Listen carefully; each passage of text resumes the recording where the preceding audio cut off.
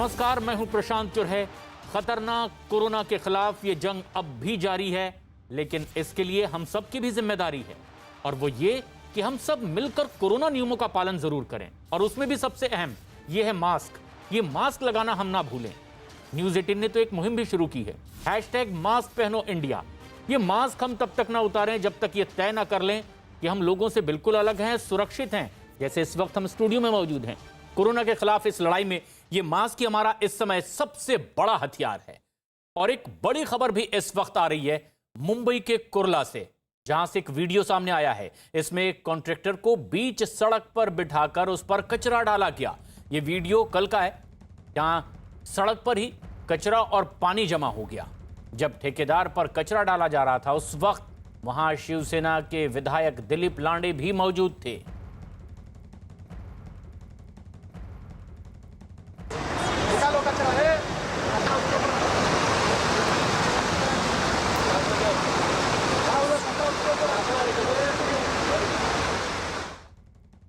दिवाकर हमसे सीधे जोड़ रहे हैं मुंबई से। दिवाकर, क्या है ये पूरा मामला? आखिर ये तस्वीरें क्यों सामने आई?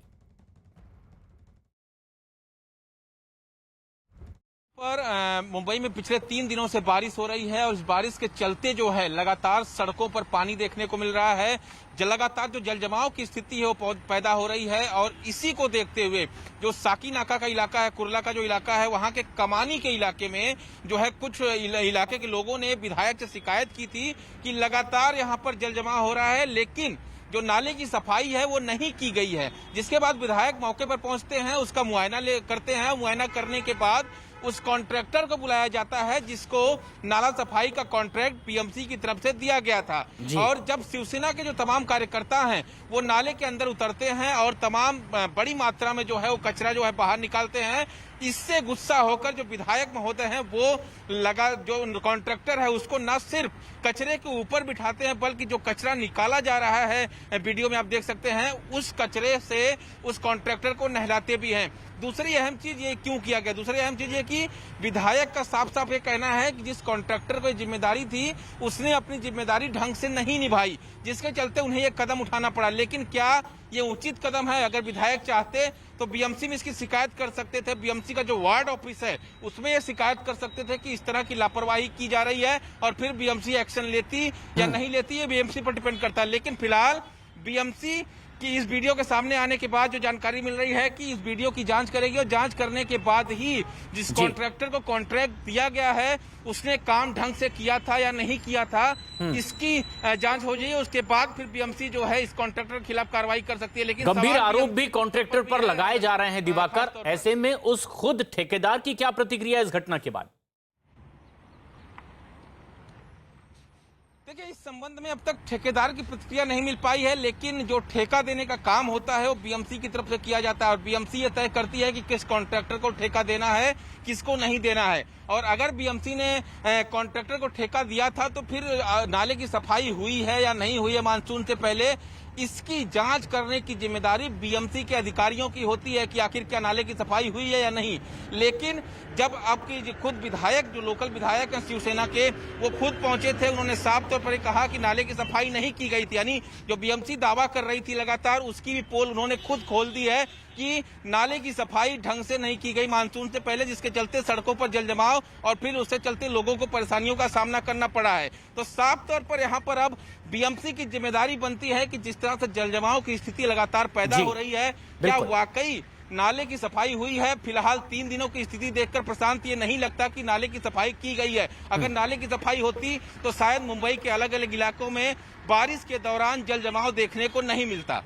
लेकिन अब इस पर सियासी बयानात भी आ रहे हैं। बीजेपी नेता किरीट सोमैया का इस पर क्या कहना है, वो भी सुनिए। वास्तव में गार्बेज का झगड़ा नहीं है, परसेंटेज का झगड़ा है। उद्धव ठाकरे जी और उसकी शिवसेना और माफिया कॉन्ट्रैक्टर, ये दोनों की सिंडिकेट है। पैसे के हिसाब में कुछ डिफरेंस हुआ तो उसी कचरे के नाले में शिवसेना के विधायक कॉन्ट्रैक्टर को डुबाते हैं। उद्धव ठाकरे जी को शर्म आनी चाहिए। और इस घटना पर बीजेपी नेता राम कदम का भी बयान आया, जिसमें उन्होंने शिवसेना को घेरा। मुंबई महानगर पालिका में शिवसेना की सत्ता है हर वर्ष नाले सफाई के नाम पे करोड़ों रुपए का भ्रष्टाचार हो रहा है। कागज पर नाले की सफाई होती है, जमीनी हालात कुछ और है। इसका पूरी तरह से दायित्व शिवसेना का है। पर इनकी नौटंकी देखें, इनके नेता कॉन्ट्रैक्टर को सड़क पर पीट रहे हैं। दिवाकर, अब जब तमाम राजनीतिक दलों की प्रतिक्रियाएं आ रही है, खुद बीएमसी की ओर से कोई सफाई? प्रशांत, देखिए, इस मामले में बीएमसी की तरफ से भी कोई सफाई जारी नहीं की गई है, लेकिन विपक्ष के साथ साथ जो बीएमसी में जो कांग्रेस पक्ष है और खास तौर पर महाविकास आघाड़ी की सदस्य कांग्रेस, उसके जो नेता हैं रवि राजा ने भी कुछ दिनों पहले ये सवाल खड़े किए थे नाला सफाई को लेकर कि शिवसेना लगातार नाला सफाई को लेकर भ्रष्टाचार कर रही है। विपक्ष तो पहले से ही सवाल खड़ी कर रही थी, लेकिन जो सहयोगी है वो खुद सवाल खड़े कर रही है। इससे आप अंदाजा लगा सकते हैं कि किस तरह से चारों तरफ से शिवसेना घिरती नजर आ रही है और खासतौर पर बीएमसी में उसकी सत्ता है। तो खासतौर पर अब देखने वाली बात होगी कि जो वीडियो सामने आया है जिसमें खुद शिवसेना के लोकल। एक बड़ी खबर इस वक्त आ रही है महाराष्ट्र से। कांग्रेस नेता नाना पटोले का बड़ा बयान। महाराष्ट्र में कांग्रेस अकेले चुनाव लड़ेगी। विधानसभा चुनाव अकेले लड़ने का ऐलान कांग्रेस की ओर से हो गया है। निकाय चुनाव भी अकेले लड़ने की बात कांग्रेस प्रदेश अध्यक्ष की ओर से कर दी गई है। कांग्रेस के अध्यक्ष हैं महाराष्ट्र में नाना पटोले, जिनका ये एक बड़ा बयान आया है कि महाविकास आघाड़ी में शामिल होने के बावजूद कांग्रेस अकेले चुनाव लड़ेगी, चाहे वो स्थानीय निकाय चुनाव हो या फिर अगला विधानसभा चुनाव। अभिषेक पांडे हमारे सहयोगी फोन लाइन पर मौजूद हैं। अभिषेक, अगर प्रदेश अध्यक्ष ये ऐलान करते हैं कि अकेले चुनाव लड़ेंगे तो इसके क्या दूरगामी परिणाम?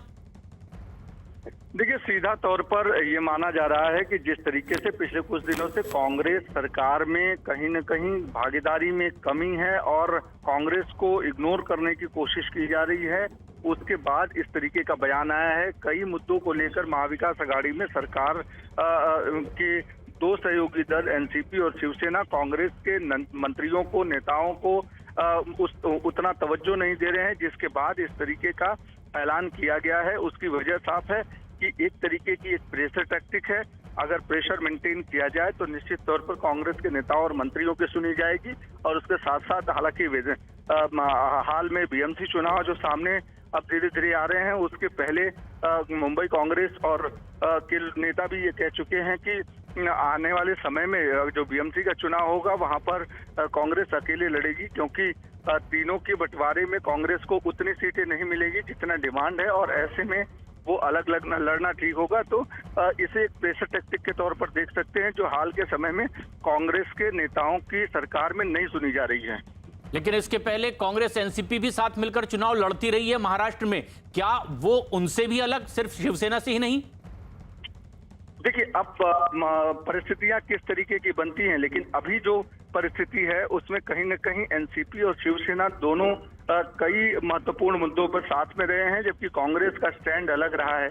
और ऐसे में कांग्रेस को अगर महाराष्ट्र के भीतर अपनी मजबूती रखनी है और सरकार के भीतर अपने आप को तवज्जो दिलाना है, तो निश्चित तौर पर कांग्रेस ने इस तरीके का स्टैंड लिया है, क्योंकि पिछले कुछ दिनों से वो SC/ST के आरक्षण के मुद्दे पर हो या दूसरे कई मुद्दे पर कांग्रेस वर्सेस सरकार के दो सहयोगी दल सामने रहे हैं। और ऐसे में कांग्रेस ने इस तरीके का बयान देकर, खासकर प्रदेश अध्यक्ष ने इस तरीके का बयान दिया है जो बेहद गंभीर है। और इससे ये पता चलता है कि कांग्रेस कहीं न कहीं सरकार के भीतर सब कुछ ठीक नहीं होने की भी गवाही दे रही है। कांग्रेस भले ही गठबंधन में महाराष्ट्र में शिवसेना और एनसीपी के साथ सरकार में हो, लेकिन अगर अकेले अगले चुनाव लड़ने का ऐलान महाराष्ट्र में कांग्रेस की ओर से कर दिया गया तो सहयोगी पार्टी शिवसेना कांग्रेस की ओर से कोई प्रतिक्रिया? देखिए, प्रियंका चतुर्वेदी ने साफ कहा है कि ऑल द बेस्ट, यानी उनको जो उनका फैसला है तो उनके लिए शुभकामनाएं हैं। यानी साफ है कि शिवसेना उस तरीके से तवज्जो देने के मूड में नहीं है। उसकी वजह साफ है कि दोनों का वोट बैंक जो है वो अलग अलग है। और बड़ी बात है अभिषेक ये कि शिवसेना भी ऑल द बेस्ट कह रही है। प्रियंका चतुर्वेदी का रिएक्शन भी इस पर सुनिए। पटोले जी कांग्रेस पार्टी के महाराष्ट्र के अध्यक्ष हैं, उन्होंने ये बात कही है। साथ ही साथ मैं ये भी कहूँगी, जोड़ना चाहूँगी, महाविकास अघाड़ी के जो 3 पार्टीज़ हैं अपने एजेंडा पे कायम हैं और अपने एजेंडा के अनुसार जो काम कर रही है उन्होंने महाराष्ट्र का दिल जीता है। जो भी महाराष्ट्र के निवासी हैं उनका दिल जीता है और उसी काम पे कायम रहेगी।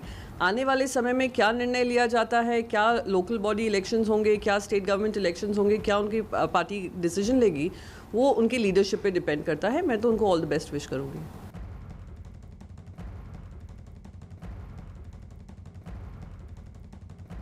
एक और बड़ी खबर इस वक्त आ रही है राजस्थान से।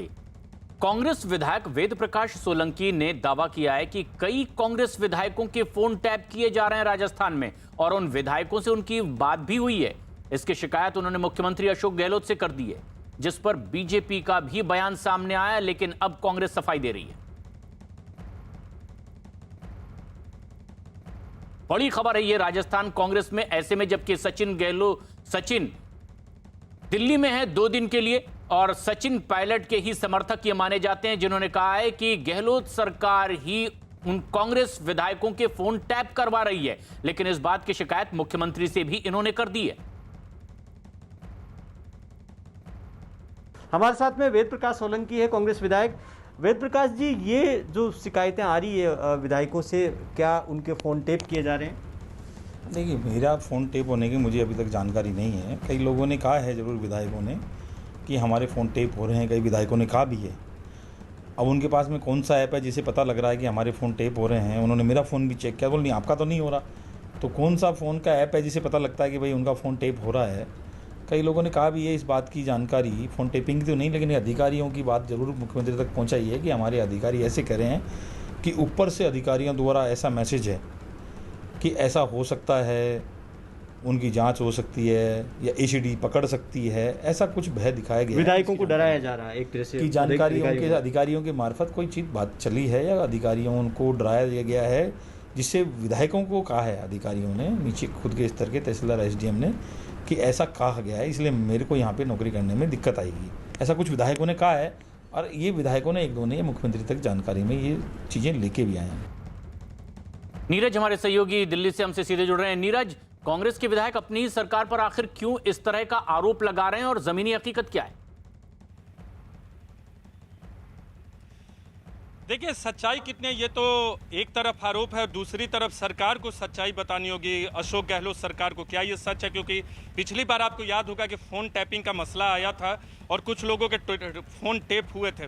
तो ऐसे में जबकि सचिन पायलट के करीबी विधायक ने यह दावा किया है कि फ़ोन टैप किया जा रहा है कुछ विधायकों का, क्या सरकार इस पर सफाई देगी या सरकार का कोई पक्ष आएगा? लेकिन जहाँ तक बात है अशोक गहलोत और सचिन पायलट खेमे के विधायकों का, तो इस तरह के आरोप प्रत्यारोप लगते रहते हैं। लेकिन अभी तक अशोक गहलोत सरकार की तरफ से क्या कुछ किया जाएगा, जो मांग सचिन पायलट की तरफ से की जाती रही है, उस पर अब तक स्थिति साफ नहीं है। फॉर्मूला पे बातचीत हो रही है, फॉर्मूला फाइनलाइज नहीं हुआ है और उससे पहले इस तरह के आरोप लगाना सचिन पायलट खेमे के विधायक की तरफ से कहीं ना कहीं अशोक गहलोत सरकार पर सवाल उठाता है और कांग्रेस पार्टी के भीतर खाने की लड़ाई को दिखाता है कि इस तरह की कोशिश भी की जा रही है, जबकि सचिन पायलट खुद दिल्ली में है। और जयपुर से हमारे सहयोगी भवानी सिंह भी हमसे सीधे जुड़ गए हैं। भवानी, कांग्रेस के ही विधायक अपनी ही सरकार पर, गहलोत सरकार पर आरोप लगा रहे हैं कि उनके फोन टैप किए जा रहे हैं। अब आगे क्या, किस तरह की कार्रवाई? देखिए, पूरा मसला एक ही जो विवाद है उससे जुड़ा हुआ है और जो विधायकों के जो आरोप है वो एक तरह से बीजेपी को मौका दे दिया सरकार पर अटैक करने का और इससे अशोक गहलोत पर दबाव लगातार बढ़ता जा रहा है मंत्रिमंडल विस्तार को लेकर। अगर वो विस्तार नहीं करते हैं तो इस तरीके के आरोप और आ सकते हैं कई विधायकों के कि इस तरीके से क्योंकि टैपिंग को साबित करना अपना आप में एक बड़ा मसला है, वो एक जांच से जुड़ा हुआ मसला है, लेकिन ये राजनीतिक दबाव है अशोक गहलोत पर कि वो मंत्रिमंडल का विस्तार करे। अशोक गहलोत इस वक्त सबसे ज्यादा फंसे हुए इसलिए हैं कि मंत्रिमंडल विस्तार करना भी उनके सामने आसान नहीं है, क्योंकि वो सचिन पायलट की सारी बातें मान भी ले और तो भी उनके सामने मुश्किल ये है कि अपने लोगों को संतुष्ट कैसे करें। अगर उनकी बात नहीं भी माने और फिर विस्तार करते हैं और सारे तो भी वो जितने लोग दावेदार हैं उनको शामिल करना बहुत मुश्किल काम है। और सचिन पायलट का जो दावा है, सचिन पायलट के कोटे से शुरुआत में जब मंत्री बनाए गए थे तब 9 मंत्री की बात की गई, 9 मंत्री बनाए गए, लेकिन सचिन पायलट 6 ही मंत्री मानते थे। फिर जब सचिन पायलट ने बगावत की तो 3 मंत्री उनके साथ चले गए, तो उनको अशोक गहलोत ने मंत्रिपरिषद से हटा लिया, तो 3 मंत्री अभी भी शामिल है। जो अशोक गहलोत का क्लेम है वो ये कहते हैं कि सचिन पायलट के 3 मंत्री तो ऑलरेडी है, और वैसे 3 मंत्रियों की और सिफारिश थी, तो टोटल माना जाए तो मौजूद है। तो अब वो कह रहे हैं कि सचिन पायलट का दावा 1 से 2 ज्यादा मंत्रियों का नहीं है, जो पार्टी हाईकमान को कन्वे किया गया, और वो भी वो कह रहे हैं कि उनका अधिकार है मुख्यमंत्री के नाते कि वो तय करेंगे कि मंत्री किसको बनाएंगे। ये इसके पीछे की सियासी कहानी हो सकती है, लेकिन अब विपक्षी यानी बीजेपी को भी मौका मिल गया राजस्थान में, जबकि कांग्रेस के ही विधायक अपनी ही सरकार पर फोन टैपिंग का आरोप राजस्थान में लगा रहे हैं। तो इस मुद्दे पर राजस्थान के बीजेपी अध्यक्ष सतीश पूनिया ने भी ट्वीट किया है। उन्होंने अपने ट्वीट में लिखा है, आज फिर से कांग्रेस के एक विधायक कह रहे हैं कि कई विधायक कहते हैं कि उनके फोन टैप हो रहे हैं, जासूसी हो रही है। कांग्रेस बताए कि ये विधायक कौन है। सोजा बेटा गब्बर आ जाएगा की तर्ज पर कांग्रेस अपने ही विधायकों को डरा रही है। कांग्रेस बताए गब्बर कब आएगा। फोन टैपिंग होती है तो मुझे लगता है कि एक अघोषित किस्म का आपातकाल प्रदेश में लगा दिखता है कि हर तरफ सेंसरशिप दिखती है, शंका दिखती है। बजाय प्रबंधन के ये सरकार जासूसी और फोन टैपिंग जैसी बात करती है। तो मेरा प्रश्न सीधा सीधा ये है कि ये वो विधायक कौन है। सरकार को चाहिए कि उनको उजागर करे, और किसी भी लोकतांत्रिक प्रदेश में यदि इस तरीके की कवायद होती है तो उसके दोषी सीधे सीधे मुख्यमंत्री और गृह मंत्री होते हैं। उनको आज नहीं तो कल जनता की अदालत में जवाब देना पड़ेगा। कांग्रेस पर हमला करने का राजस्थान में विपक्ष को यानी बीजेपी को मौका मिल गया, लेकिन नीरज, दिल्ली में अब हाईकमान कितनी संजीदगी से इन आरोपों को ले रहे हैं, जब कांग्रेस के विधायक ही अपने ही सीएम पर, उनकी सरकार पर आरोप लगा रहे हैं फोन टैपिंग का। देखिए, फोन टैपिंग का जो मसला है या सचिन पायलट की जो नाराजगी है या सचिन पायलट की जो मांग है उस पर हाईकमान की नज़र है। लेकिन दिल्ली में क्या इस वक्त हम लोग मौजूद हैं सचिन पायलट के निवास पे।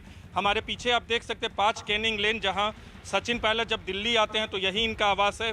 और अब से थोड़ी देर पहले सचिन पायलट के दफ्तर की तरफ से हमें जानकारी दी गई है कि आज कोई भी कार्यक्रम उनका नहीं है, आज पत्रकारों से मुलाकात भी नहीं करेंगे। कल हमसे उनकी बातचीत हुई थी और कुछ पत्रकारों ने उनसे बातचीत की थी।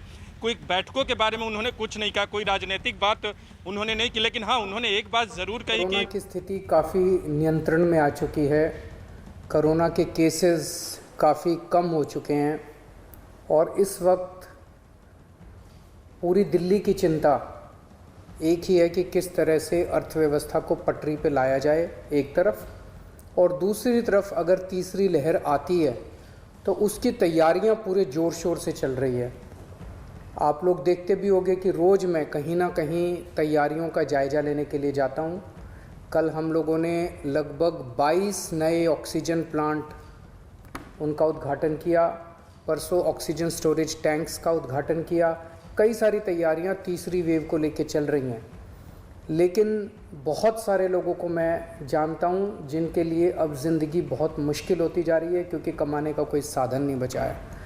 हम भी ये समझते हैं, और धीरे धीरे एक एक एक्टिविटी को खोला जा रहा है। इस हफ्ते जो निर्णय लिए गए हैं वो मैं आपके समक्ष रखना चाहूँगा कि कल सुबह 5 बजे इस बार इस हफ्ते का जो लॉकडाउन है वो ख़त्म होगा। कल 5 बजे के बाद से सारी एक्टिविटीज़ अलाउड हैं, एक्सेप्ट कुछ एक्टिविटीज़ हैं जो बिल्कुल प्रोहिबिटेड हैं, वो बिल्कुल अलाउड नहीं है, और कुछ एक्टिविटीज़ हैं जो रिस्ट्रिक्टेड तरीके से अलाउड हैं। इसका भी डिटेल्ड ऑर्डर थोड़ी देर में आप सब लोगों को मिल जाएगा, लेकिन मोटे मोटे तौर पे मैं आपकी जानकारी के लिए बता दूं कि प्रोहिबिटेड एक्टिविटीज़ जो जिन पे बिल्कुल मनाही है वो कौन कौन सी हैं। सारे स्कूल बंद रहेंगे, कॉलेज बंद रहेंगे, एजुकेशनल इंस्टीट्यूशंस बंद रहेंगे, कोचिंग इंस्टीट्यूशंस बंद रहेंगे, social, political, sports, entertainment, academic, cultural, religious, festival, इससे रिलेटेड जितनी गैदरिंग्स हैं कोई भी गैदरिंग अलाउड नहीं होगी। स्विमिंग पूल बंद रहेंगे, स्टेडियम बंद रहेंगे, स्पोर्ट्स कॉम्प्लेक्स बंद रहेंगे, सिनेमा, थिएटर, मल्टीप्लेक्स बंद रहेंगे, entertainment parks, amusement parks, water parks बंद रहेंगे, banquet halls, auditoriums, assembly halls बंद रहेंगे, business to business exhibitions, spas, gymnasium, yoga institutes बंद रहेंगे और पब्लिक पार्क्स और गार्डन्स बंद रहेंगे। ये प्रोहिबिटेड एक्टिविटीज़ हैं, ये बिल्कुल पूरी तरह से बंद हैं। जो एक्टिविटीज़ पार्टली अलाउड हैं, रिस्ट्रिक्टेड एक्टिविटीज़ हैं, वो ये हैं। सरकारी दफ्तर जो पिछले हफ्ते स्थिति थी वही कि ग्रुप ए ऑफिसर्स 100% अटेंडेंस और बाकी सबकी 50% अटेंडेंस। लेकिन जो एसेंशियल एक्टिविटीज़ है जैसे अस्पताल हैं, दूसरी पुलिस है, ये वो सब 100% वो पूरी तरह से चालू रहेंगी। प्राइवेट ऑफिसेज जितने हैं वो 50% कैपेसिटी पे काम करेंगे, 9 बजे से 5 बजे तक काम करेंगे और कोशिश करेंगे ज़्यादा से ज़्यादा वर्क फ्रॉम होम की। जितने मार्केट्स हैं, मार्केट कॉम्प्लेक्स हैं, मॉल्स हैं, वो अब पिछले हफ्ते ऑड इवन था, कल से पूरी तरह से सारी दुकानें खुल सकती हैं 10 बजे, लेकिन 10 बजे से 8 बजे तक शाम को। और जो रेस्टोरेंट हैं वो 50% सीटिंग कैपेसिटी पे काम करेंगे।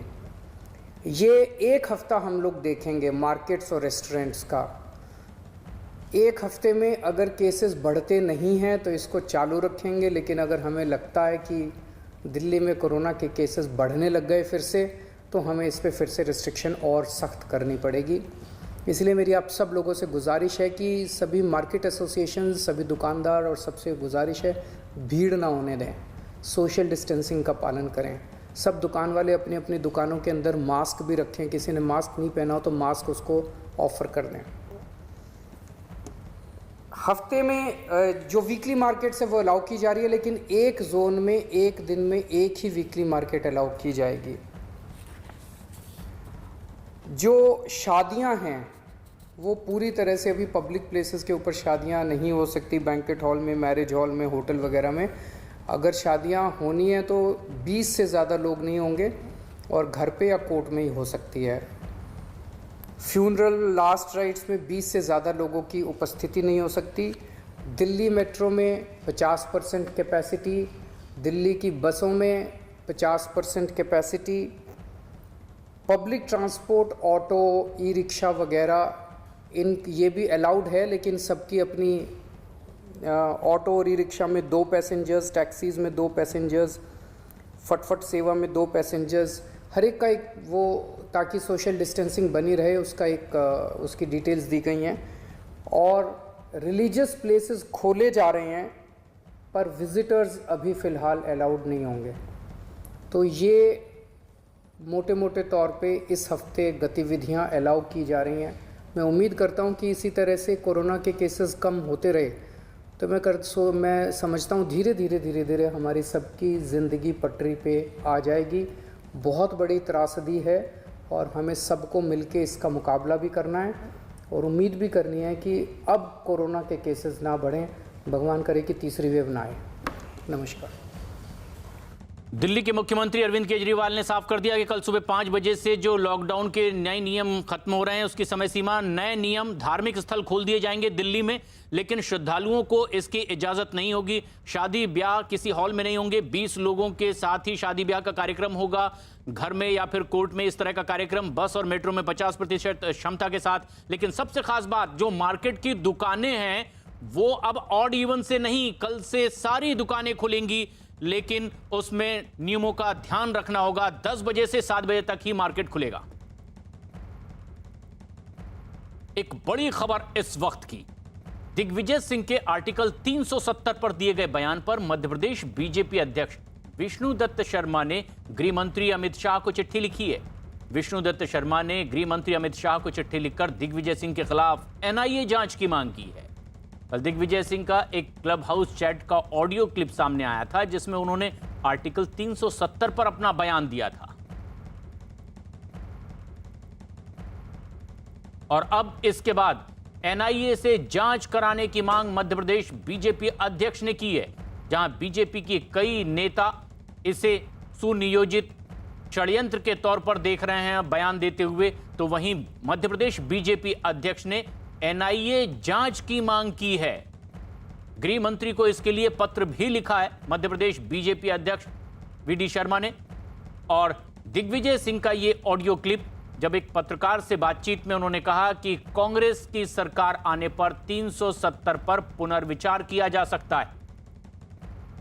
ऐसे में घिरे दिग्विजय सिंह के बयान को लेकर कांग्रेस के ज्यादातर नेताओं ने कहा कि ये उनके अपने निजी राय है, कांग्रेस पार्टी इससे इत्तेफाक नहीं करती है।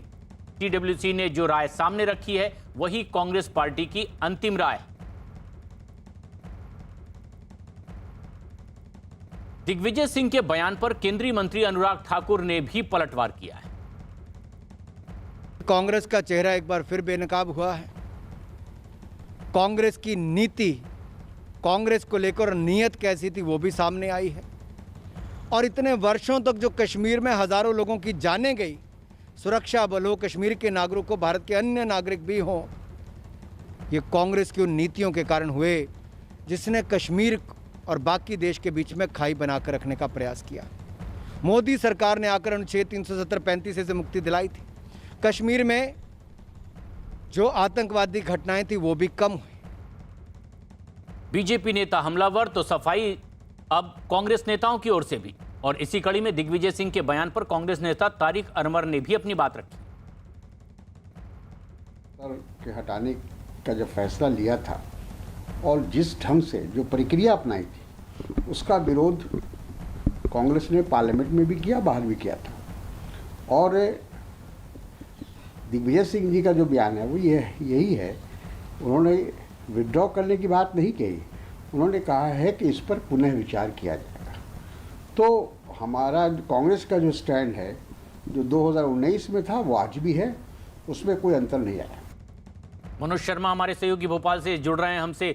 मनोज, मध्य प्रदेश बीजेपी अध्यक्ष ने एनआईए जांच की मांग की है, किस आशंका के मद्देनजर? किस तरह से एनआईए से जांच करने का मतलब ही है कि एनआईए नेशनल इन्वेस्टिगेशन एजेंसी, आखिर उन्होंने अपने पत्र में क्यों लिखा, वो भी केंद्रीय गृह मंत्री को पत्र लिखा।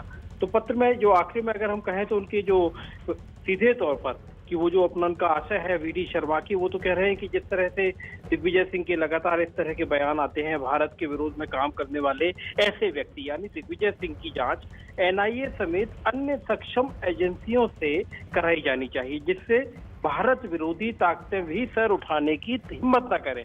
जाहिर तौर पर जो वीडी शर्मा की तरफ से मांग की गई है कि ये जो बयान है ये भारत विरोधी है। और इसके पहले मध्य प्रदेश के मंत्री विश्वास सारंग ने देशद्रोह का मामला कायम करने के लिए दिग्विजय सिंह पर कहा था।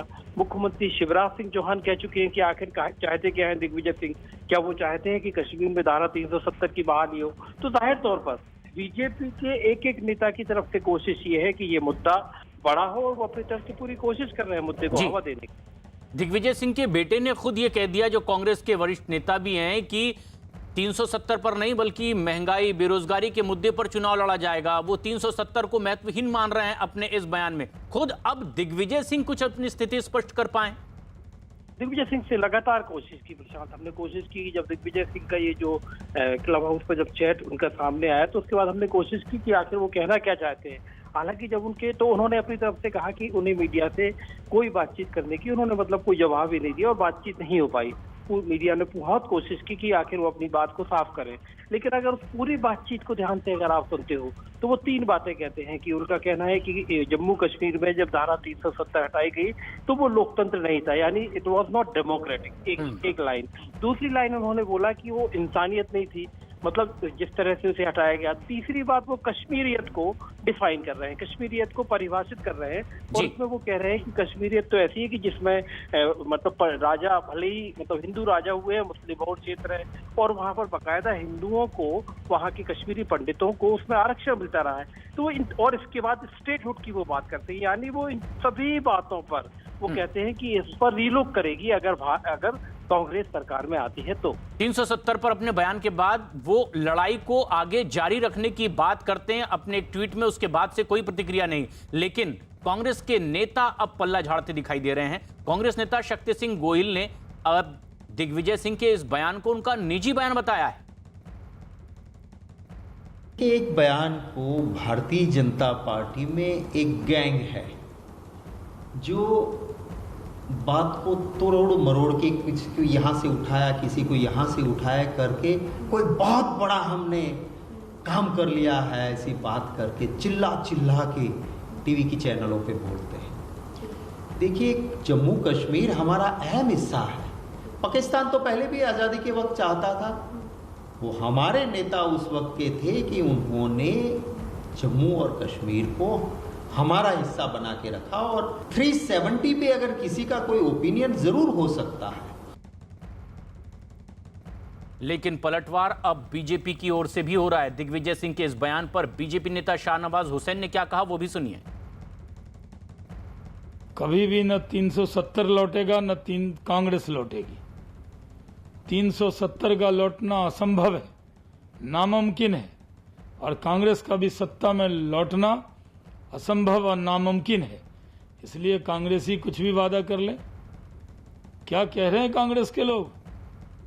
ये पाकिस्तानी न्यूज चैनल से कैसा प्यार हो गया है। हिंदुस्तान में अलग भाषा और पाकिस्तानियों से जबान में सिंपैथी चाहते हैं पाकिस्तान के लोगों का। दिग्विजय सिंह के 370 पर बयान देने के बाद केंद्रीय संस्कृति मंत्री प्रहलाद पटेल ने भी अब उन्हें निशाने पर लिया है। कई बार बहुत तकलीफ होती है। वो मध्य प्रदेश के मुख्यमंत्री रहे हैं, कांग्रेस के नेता हैं। संदेह ये होता है कि ये राजनीति नहीं है, ये षड्यंत्र है। और मैं ये मानता हूँ कि हमारी कही हुई किसी बात से हमारे दुश्मन देश को अगर फायदा होता है, इससे बड़ा कोई दुर्भाग्य नहीं हो सकता है। कारण दिग्विजय सिंह जी बताएंगे, उनकी पार्टी के लोग बताएंगे। धारा 370 का जहाँ तक सवाल है, धारा 370 हटना इस देश के लिए शुभ संकेत है। मनोज शर्मा भोपाल से लगातार हमारे साथ बने हुए हैं। मनोज, इसके बाद अब जबकि पत्र लिखकर एनआईए जांच की मांग की गई है गृह मंत्री से, कांग्रेस इसके बाद कोई रिएक्शन दे पा रही है? कांग्रेस की तरफ से मध्य प्रदेश में किसी नेता ने इसमें अपनी तरफ से कोई मतलब जैसे कहें कि प्रतिक्रिया नहीं दी। लेकिन एक बात है, जिस तरह से कांग्रेस के प्रवक्ता ने मगर ये कहा कि जो दिग्विजय सिंह का बयान है, वो बयान ऐसे समय में, जो दिग्विजय सिंह ने अपने बयान में ये नहीं कहा कि जिस तरह से बीजेपी उसे पेश कर रही है, उन्होंने नहीं कहा कि धारा 370 की बहाली होगी। दिग्विजय सिंह ने जो कहा है उसको बीजेपी असली मुद्दों से ध्यान भटकाने के लिए बीजेपी उसको इस तरह से तोड़ मरोड़ के पेश कर रही है। मध्य प्रदेश के कांग्रेस के प्रवक्ता का बयान। बाकी कांग्रेस के कोई भी बड़े नेता इस मुद्दे पर दिग्विजय सिंह के इस बयान पर आगे सामने नहीं आए। लेकिन महाराष्ट्र में कांग्रेस शिवसेना के साथ मिलकर सरकार चला रही है, ऐसे में शिवसेना ने अपनी स्थिति स्पष्ट की। कुछ ना कुछ ऐसे बयान देके पब्लिसिटी करना चाहते हैं, लेकिन पहले तो मैं ये बताना चाहता हूँ कि कांग्रेस की सरकार तो आने की कोई चांसेस है ही नहीं। तो ये सब उनके सपनों में रहेगा। और 370 कलम जो रद्द किया हुआ है उसको शिवसेना ने पहले से ही सपोर्ट किया हुआ है। और शिवसेना की वंदनीय हिंदू हृदय सम्राट शिवसेना प्रमुख जी के पहले से ही ये मांग थी। तो ऐसे बयान देके सिर्फ पब्लिसिटी के लिए दिग्विजय सिंह ये सब करते हैं। साथ ही गोवा के मुख्यमंत्री प्रमोद सावंत ने भी ट्वीट किया है। ट्वीट करते हुए उन्होंने लिखा, कांग्रेस के सत्ता में आने के बाद आर्टिकल 370 हटाने पर फिर से विचार करने का दिग्विजय सिंह का बयान भड़काने वाला है, देश विरोधी है। उनका बयान देश विरोधी ताकतों और पाकिस्तान से जुड़ा हुआ है। इस बयान की कड़ी निंदा करता हूं। इसके अलावा भी कुछ और ताजा खबरें आप देखेंगे। एक छोटे से ब्रेक के बाद बने रहें न्यूज़ 18 इंडिया के साथ।